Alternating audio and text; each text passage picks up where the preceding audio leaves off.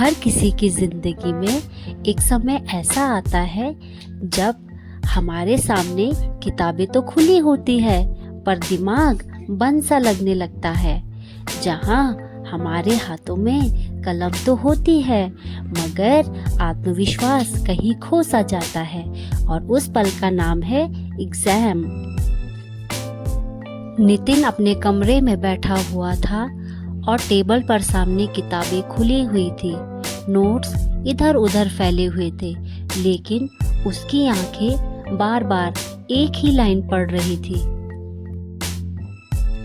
जब उसे कुछ याद नहीं होता तो वह थोड़ी देर किचन में अपनी माँ के साथ चला जाता है और खड़े होकर माँ से खूब बातें करता है। कुछ समय बात करने के बाद वह फिर अपने टेबल पर आकर पढ़ने लगता है। समय पर खाना खाके नितिन फिर अपनी पढ़ाई पर बैठ जाता है और सोचने लगता है कि मुझे याद क्यों नहीं हो रहा है। घड़ी की टिक टिक उसे और बेचैन कर रही थी और वह सोच रहा था कहीं मैं एग्ज़ाम के टाइम पे सब भूल गया तो, और कहीं मैं पीछे छूट गया तो। अपनी इस डर की वजह से वह स्टडी पर ध्यान नहीं लगा पा रहा था और परेशान हो रहा था। अब नितिन थक चुका था और रात भी काफ़ी हो चुकी थी। घर पर सभी सो गए थे तो नितिन भी अब सोने चला जाता है। लेकिन जैसे ही वह अपने बेड पे लेटता है उसे बुरे बुरे ख्याल आने लगते हैं। उसे एग्ज़ाम का हमेशा से ही बहुत डर था तो वह यही सोचने लगता है कि कहीं मैं सब कुछ भूल गया तो, कहीं मैं समय पर अपना एग्ज़ाम कंप्लीट नहीं कर पाया तो। तभी हल्की से दरवाज़ा खुलता है और दादाजी अंदर आते हैं और कहते हैं, अरे नितिन अभी तक जाग रहे हो। नितिन झट से आंसू पोंछता है और बोलता है, अरे दादाजी बस ऐसे ही। दादाजी उसके पास बैठते हैं और कहते हैं, ऐसे ही नहीं, कुछ तो बात है।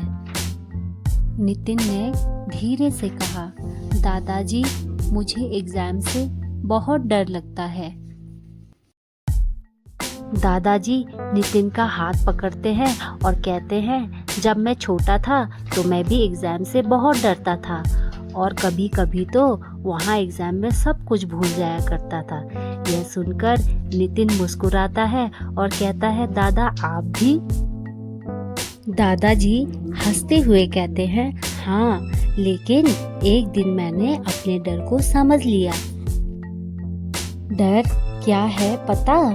डर हमें बताता है कि यह चीज़ हमारे लिए कितनी महत्वपूर्ण है। अगर तुम्हें एग्ज़ाम से डर लगता है तो इसका मतलब है कि तुम सच में जीतना चाहते हो। नितिन अपनी दादा की बातों को ध्यान से सुन रहा था। दादाजी ने पास में रखा हुआ एक छोटा सा पौधा दिखाया और कहा, नितिन बेटा देखो इस पौधे को, जब हवा चलती है तो यह झुक जाता है लेकिन टूटता नहीं है क्योंकि इसे पता है कि हवा थोड़ी देर बाद रुक जाएगी। डर भी हवा की तरह है, आता तो है पर हमेशा नहीं रहता। इसीलिए डर से भागो मत, अपने डर से दोस्ती कर लो। तभी नितिन झट से कहता है, बिल्कुल इस पौधे की तरह। इस तरह से दादाजी नितिन को समझाते हैं और उसे बिल्कुल निश्चिंत होकर अच्छी नींद लेने के लिए कहते हैं। जब नितिन सुबह उठा तो उसे अपनी दादाजी की कही हुई हर बात याद थी। उसने उसी पौधे को देखा और दिल में शांति का अनुभव था। एग्ज़ाम हॉल में वह सोचता है, डर तू मेरे साथ चल पर मुझे रोक मत। परीक्षा शुरू करने से पहले नितिन एक गहरी सांस लेता है और बिना डर के अपने एग्ज़ाम को बहुत अच्छी तरह से लिखता है। कुछ दिन बाद नितिन का रिजल्ट आता है और इस बार नितिन बहुत अच्छे नंबरों से पास होता है। वह अपनी मार्कशीट अपने दादाजी को भी दिखाता है। लेकिन इस बार उसे सिर्फ नंबरों की खुशी नहीं थी, उसे खुशी थी कि उसने अपने डर को हरा दिया है।